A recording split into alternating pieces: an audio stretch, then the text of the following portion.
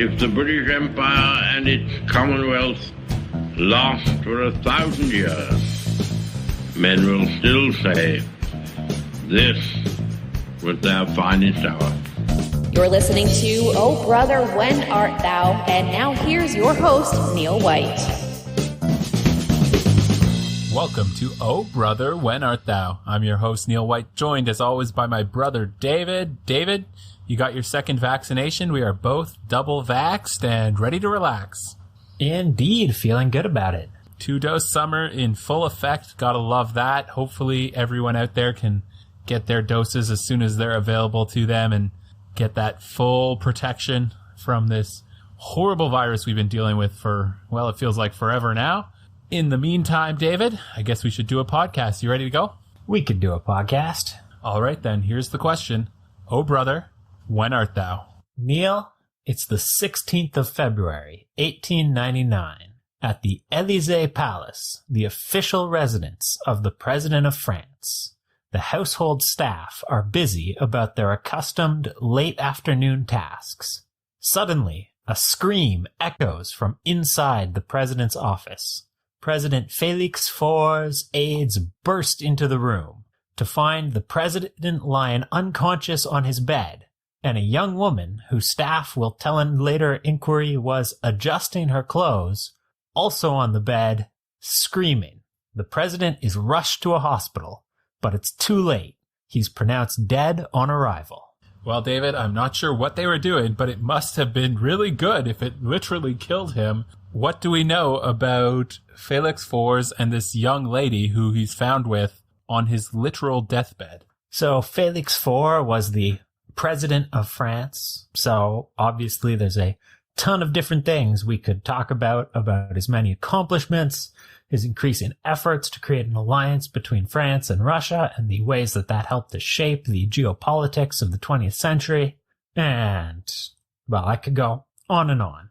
And as for the young lady, there will be a number of rumors flying around France in the days immediately after the president's death of who precisely this young lady is, but it's later determined that it was a certain Marguerite Steinheil, who was a wealthy woman in her own right, slightly younger than 30 at this point, 29, and she referred to herself as a psychological advisor to the president, but didn't have any kind of official role. And again, she was potentially notable in a number of different ways and would go on to have a fascinating life, and we can discuss that.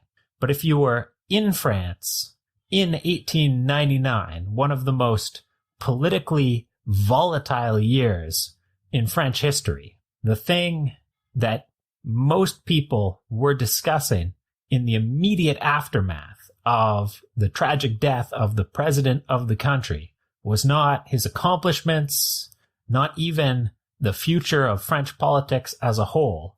No, there was one question on everybody's minds, and it was, how will this affect Second Lieutenant Alfred Dreyfus?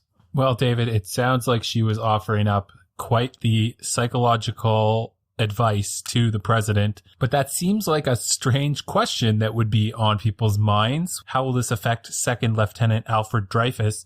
So who is he and how does he come into this story, David? Right. So we're going to need to go back a little bit earlier to give a proper introduction to who Alfred Dreyfus is. So the first thing you have to understand is that since 1871, France has had one real enemy, Germany. The new German nation was created by Prussia in the aftermath and as a result of the Franco-Prussian War. And that war has really created a long, intense rivalry and enmity between the nations of France and Germany that at this point in the 1890s is in full swing. And Lieutenant Dreyfus in 1894 was accused of being a spy for Germany, spying on France. And there was good evidence available that there was a real spy. Somebody was spying on the French army, but the evidence on who was dubious at best. And Dreyfus was suspected mainly, not solely, but primarily because he happened to be in a position to have some of the information that was known to have leaked, and more importantly, because he was Jewish. And to a certain strain in the right-wing politics of France, that meant that he and everyone of his religion could not be trusted.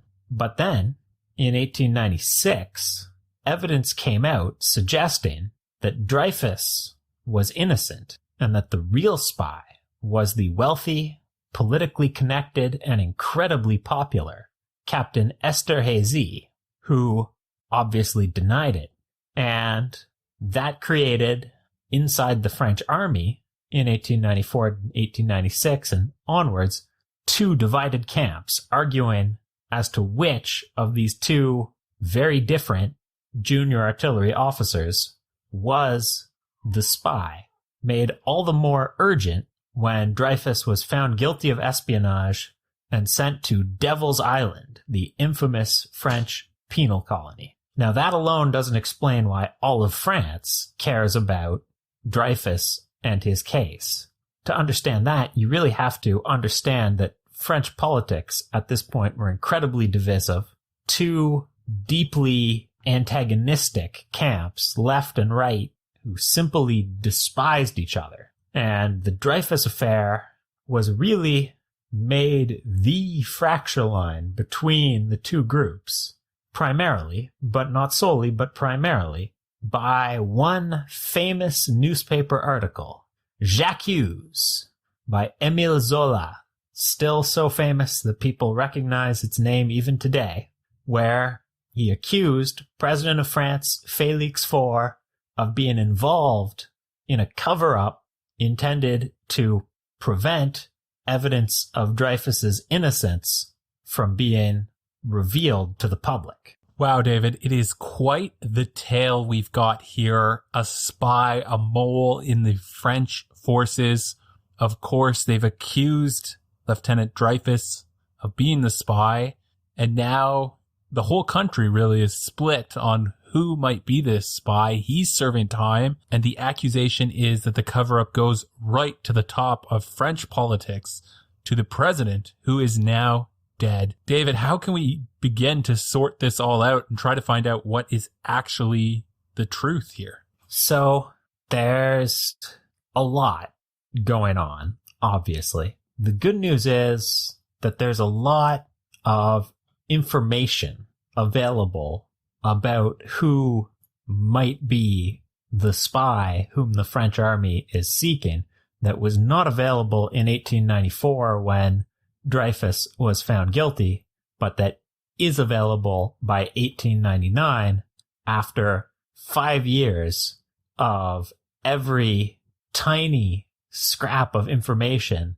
surrounding the famous memorandum, the bordereau, which was the essential piece of evidence that a spy actually existed at all. By this point, it's been analyzed. The handwriting has been analyzed. Evidence has been gathered concerning every detail mentioned in it and who would have had access to what reports at what time. In a legal sense, there's a lot of evidence. But on the other hand, up until now, Félix IV has been insistent that no further trial should take place because he views it as a political disaster for France.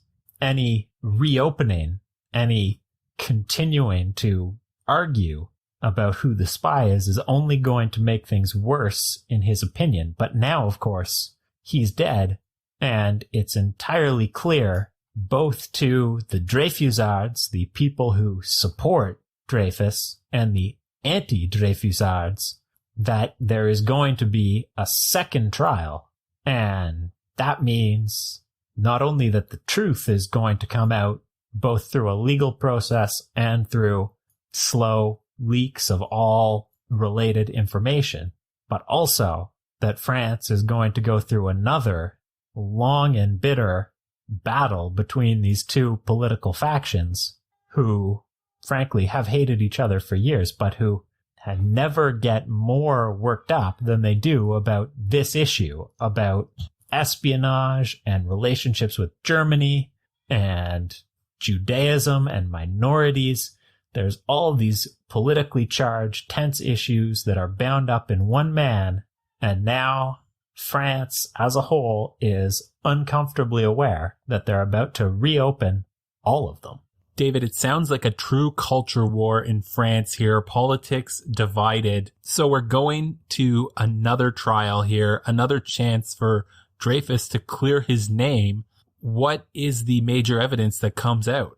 So Dreyfus is really reliant on evidence, not so much clearing his name as demonstrating that Esterhazy is, in point of fact, the guilty party, because there's not a lot of great evidence either way regarding the details of the memorandum.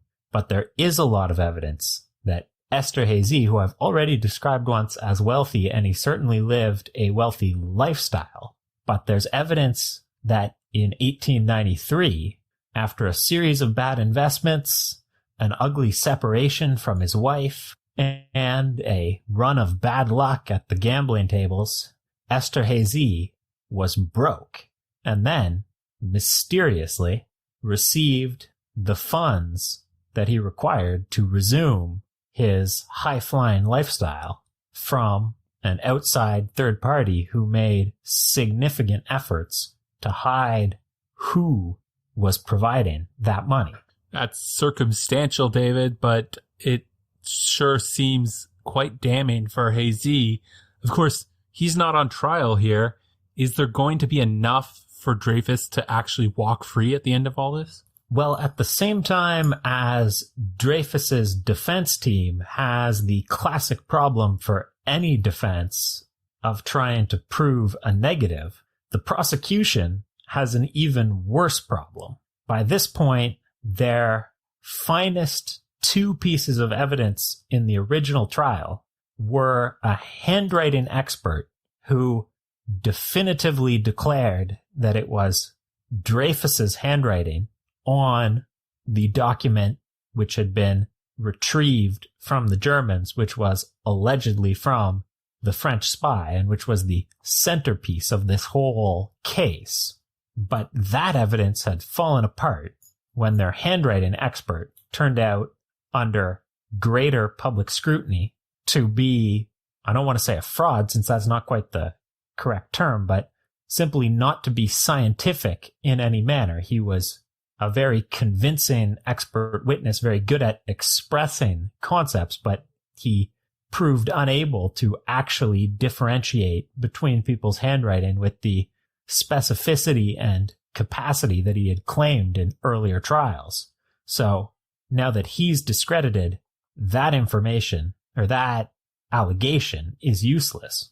And the other key piece of evidence that the prosecution had been relying on in the initial trial, a document provided by one Major Henri of the French counterintelligence department, turned out to be a forgery. In a dramatic turn of events, it turned out that he had, when he realized that Dreyfus was likely to avoid a conviction with only the handwriting expert's testimony against him, simply created a document to help ensure that Dreyfus, who he was convinced was guilty, would go to jail. But both of those have, by this point in 1899, been subject to scrutiny in the press, and it's become increasingly clear that neither of those can be produced in court because they'll fall apart under the defense team's expertise.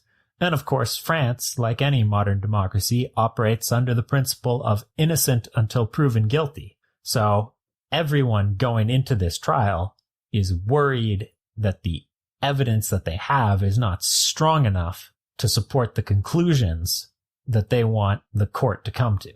All right, David. So we have a bit of a toss-up here. It seems like the prosecution has not a lot of evidence. The defense has the difficulty of proving this negative. Who's deciding? Is this a jury or a judge? So the initial trial goes to the Supreme Court of France. It's an appeal, so we're not starting at the bottom here. We're going to the top. Right to the top. I like it. But the Supreme Court of France doesn't hear full criminal cases. They hear appeals. They decide points of law. They don't handle all the messy business of trying to get witnesses to testify and looking at evidence. Those are matters for lower courts to deal with. So the Supreme Court determines that the original trial was clearly flawed and needs to be redone. And at that point, the bitter legal battle immediately erupts over which lower court prepared to handle these matters should be the one that the Supreme Court should appoint to hear this trial, with Dreyfus and his supporters wanting it to be in an ordinary civilian court, but the anti-Dreyfusards and the prosecution wanting it to go to a military court. And again, David, this is really just ripping right through the heart of French society here. We've got half the people on one side, half on the other, accusations flying back and forth. What is going to happen with trial number 2? Well, the Supreme Court sends it back to the military court, a decisive victory for the prosecution. But at the same time, in a separate way, it's a decisive defeat for the legitimacy of the second trial. Simply put, very few Frenchmen really believe that there's any chance that the military court could find Dreyfus innocent at this point, with so much of the military's own reputation and credibility staked on their initial procedures finding him guilty having been justified. But they go to the court, and Dreyfus's defense, believing that the court is biased and that an ordinary, simple attempt to defend their client and argue that the evidence is not sufficient to convict will never work, decide on a bolder, riskier strategy. They want to make it clear that it's the system that's on trial. They want to make it clear that Esterhazy is their proposed, genuine, guilty party. They want to make, in short, a spectacle of these proceedings, putting pressure on the military tribunal. That is a different strategy indeed, David. They're going to turn this already hot button political issue into even more of one and make the tribunal really feel the pressure that if they don't decide this fairly, people are going to know that there is issues within the French military system here. Can it work, David? Well, the short answer is no. The military tribunal finds Dreyfus guilty, but the trial itself is, from the military's perspective, a disaster. There's first an effort to make it be a closed court so that they don't have to be subject to public scrutiny. They're eventually forced to have it be an open court with reporters attending. Simply put, the government of the day is not willing to allow the outcry that their effort to have it be a closed court caused continue. And once it becomes an open court and there are reporters showing every day the bitter battles going on as Dreyfus's defense shreds the handwriting experts who are present, makes clear evidentiary statements trying to make it clear that the evidence under which Dreyfus has been convicted is very slim, and also make their bold, publicity friendly. There's newspaper headlines practically every day as the Dreyfusards make it clear who they believe the real spy was, that they believe that the military court process here is essentially corrupt, and try and continue to hammer home that this court is not fair. And even worse, the military judges themselves frequently during the trial display in minor ways, their own biases, especially anti-Semitism, which was incredibly common in French society at this point, but which is painfully obvious when even minor comments are being published in the newspapers across the nation as proof of the political inclinations of the tribunal. So, David, if Dreyfus can't win in the legal courts, can he win in the court of public opinion and actually, hopefully for his sake, get his freedom or some sort of vindication here? So he doesn't win in the court of public opinion. No one wins in the court of public opinion here. France is divided bitterly. There are riots. There were riots starting the day after that Zola published J'accuse back in 1898.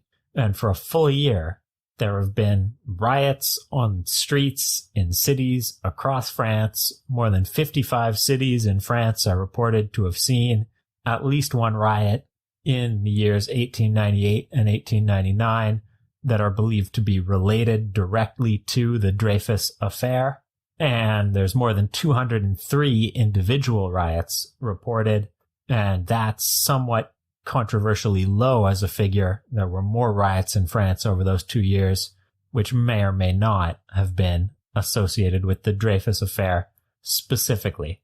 It's tearing families apart. It's bitter in a way that doesn't quite capture the traditional left-right lines of political opinion, and that raises anti-Semitism specifically as a political issue to the forefront of people's minds. And all of that means that no, there's no moment where 50% of the population just decides, I guess we were wrong and we should support this guy. But at the same time, the new government, eager to get themselves over this, to make this end, the bitterness, the division, the riots, they don't want any of it to continue. So they offer Dreyfus a compromise. They offer him a pardon if he will agree not to continue to proclaim his innocence, if he'll just shut up, avoid the media, and cease serving in the military at this point. If he'll take a pardon, they're hoping that that will be enough to make this blow over. So Dreyfus in 1899 gets a pardon and at least manages to get out of Devil's Island and back into France. David, that is a wild amount of politics around a spy in the military. You wouldn't think this would be the sort of issue that could really divide a nation like this, but we've got hundreds of riots going on, bitter divisions. I guess in the end, it's good that Dreyfus does get his freedom, even if it's not really a complete vindication in either the legal courts or the court of public opinion. Is this the end of the Dreyfus affair, David? Well, not quite. The Dreyfusards, in the initial period after Dreyfus accepts his pardon, many of his supporters who supported him because politically they believed that this case was revealing that the French military and the French right wing were dangerous and threats to the Republic. Many of Dreyfus's supporters are not simply willing to accept that he's taken a pardon and left. So the controversy as to who was the real spy continues, and Esterhazy has to flee France and will live out the rest of his life in exile in Britain under a fake name to avoid people who believe that he is the real spy. But he doesn't go to Germany, David, so it's not obvious there that he's a spy coming home. No, certainly at the time, it's not the sort of thing which convinces everyone immediately that he was the spy. Obviously now, we know that he was the spy thanks to the fact that after the First World War, when Germany's records were available to the Allies, this was the sort of thing that could be easily checked. But at the time, there's no immediate confirmation. This sort of roundabout consequences of World War I. Meanwhile, for Dreyfus, I should wrap up his personal affairs as well. In 1906, a new left-wing government of France will let him rejoin the military. which he does, becoming an artillery officer once again. There's an assassination attempt. He's shot in the arm by a man who believes that he's a German agent and shouldn't be allowed to be a officer of the French military. And that, combined with his health problems related to his imprisonment in Devil's Island, means that he temporarily retires from the French artillery.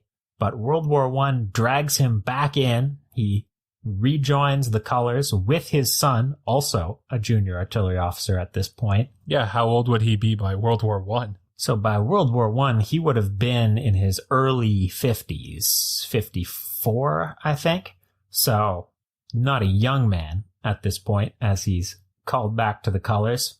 And he serves through the remainder of World War I as a staff officer in the artillery. So he gets his chance to serve his country with reasonable distinction.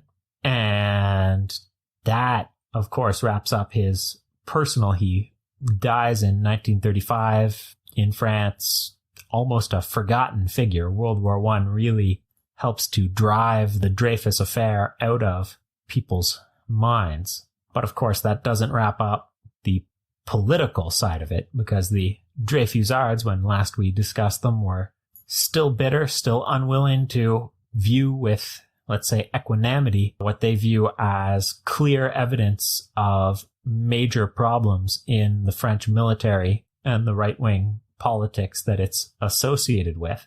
And eventually, as we mentioned in 1906, there's a new, much more left-wing government led by Georges Clemenceau, who win office in France, and they will make an effort to oppose anti-Semitism in French society as a whole, but more particularly to purge senior French officers who are considered overly right-wing and overly attached to right-wing political causes, which will help to create the crop of generals who will command during the First World War. Generals like Joseph Joffre and Ferdinand Foch will get their opportunity to rise to senior roles as this cleaning house occurs.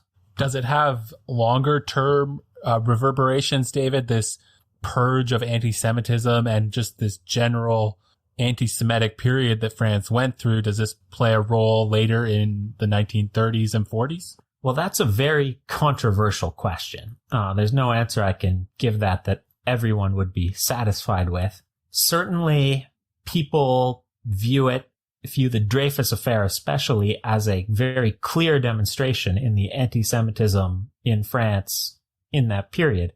But we should remember that the Anti-Semitic National League of France, which was an actual organization that was named that, well, it was La Ligue Antisémitique Nationale de la France, to be more specific, pre-existed Dreyfus's initial conviction.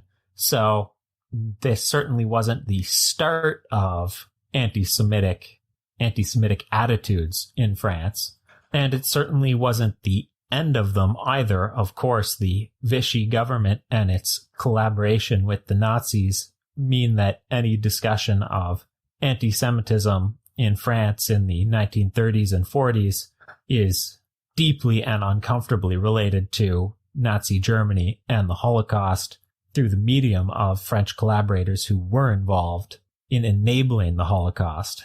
So that's a complex question. The total results of the Dreyfus affair, the ways that it divided France, and to the extent to which it was simply a reflection of pre-existing divides in French society versus created new ones, these are all still debated by historians to this day.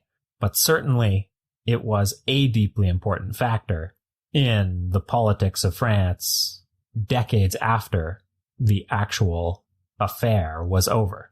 And just to put a bow on this, David, how much did that death of Felix Faure on the 16th of February, 1899 play a role in all of this? Well, probably quite a large one. The obvious first point is that Felix Faure was deliberately and successfully, up until his death, delaying any action, delaying any appeal to the Supreme Court for a new trial for Dreyfus in an effort to just wait out the political crisis that was the Dreyfus affair. Now, he'd waited for a full year and had not successfully waited out the crisis, so to some extent, it's questionable whether he could have. But at the same time, public attention on these kind of incidents simply can't be sustained forever.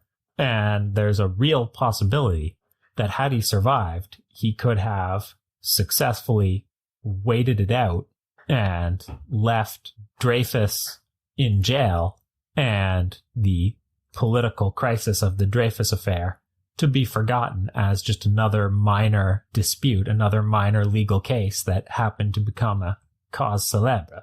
And since we're putting a little bow on things, I should mention that Marguerite Steinheil, who was in the room with Faure when he died, would be accused of murdering Félix Faure by various anti-Dreyfusides in particular, who accused her of doing it to reignite the controversy.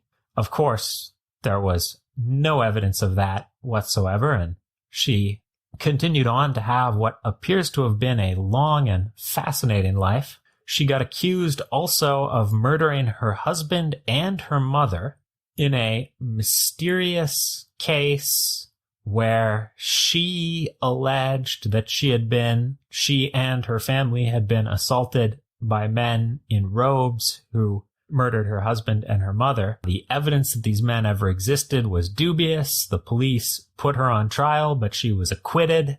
And most people believe either that she did it or that it was political and related to the Dreyfus affair. But unfortunately, there simply isn't enough evidence to say for sure, one way or another, what really happened in that terrible event. And she would go on to remarry to a British baron and lived a long life into the 1950s in Britain. Wow, David, lots of interesting characters in this one, lots of plot twists, political animosity, legal battles. It's all there. Thanks for telling us this story. I always enjoy it, Neil. And if you enjoyed it, please do like and follow us on whatever podcast platform you're on. David, we always like to end the show with a quiz, something more fun. This week, of course, the Olympics are underway in Tokyo. So I thought we would do a quiz about the history of Japan in the Olympics. All right. And it is true or false, David, to make it a little bit easier for you. So, true or false, Japan was the first Asian country to take part in a modern Olympic Games. I really don't know the answer to that one, but Japan was certainly an early Asian country to modernize and to make an effort to have that modernization recognized in the West. So I will guess true. You are correct, David. Japan competed for the first time in Sweden in 1912. No athletes from any Asian nation participated in the first 4 Olympics that were held before those games. Our next question, right along the same lines, David. True or false, Japan was the first Asian country ever to host an Olympic Games? Well, I think my line of reasoning from the last question continues to apply, so I will guess true once again. You are correct, David. That was the Tokyo 1964 Games. They were also awarded to Tokyo in 1940, but were canceled, of course, because of Japan's participation in World War II. And right now, of course, we're in the middle of a 3 games run in Asia. Pyeongchang in 2018, Tokyo this year in 2021, and Beijing coming up in 2022. So there are some more Asian hosts happening now. David, next question. True or false, Japan won its first medal in a team event at the 1948 Olympics in London. Their first medal in a team event. I would expect that a nation like Japan, which had been involved in the Olympics since 1912, would have racked up a few medals in that time. But at the same time, individual events are more common for a small country to get medals in. So I will guess that this one is true. I got you here, David. It is false, and it is a trick question. Japan was not invited to compete at the 1948 Summer or Winter Olympics in the aftermath of World War II, and they actually had won their first team event medal back in their second games in 1920 in the men's doubles event in tennis, and had won some other team events before 1948 as well. True or false, David? Japan won its first ever gold medal in a Winter Games as the host nation in 1972. It seems unlikely that they would get their first gold medal in the Winter Games as late as 1972, given how long they've been participating in the Olympic Games. So I'm going to guess that that is false. It's actually true, David. Yukio Kasaya won in the men's ski jumping on the normal hill, as Japan swept the podium in that competition, winning their first Winter Olympics gold, their second Winter Olympics silver, and their first Winter Olympics bronze in their only 3 medals as the host nation that year. Final question for you, David. True or false, Japan has won more gold medals in judo than all other countries combined? That's an interesting one. Of course, I believe that judo is Japanese in origin, so it would make sense that they do very well in that sport, but as many medals as all other countries combined is a lot. Still, I think I'll guess that that is true. It's false, David, but it is closer than you might think. Japan has won about 30% of all the gold medals in judo heading into this Olympics, and they have as many gold medals as the next 4 best countries combined. So they have won quite a lot of judo gold medals. Thanks for playing along, David. I always enjoy it, Neil. And thanks for listening. Enjoy the Olympics.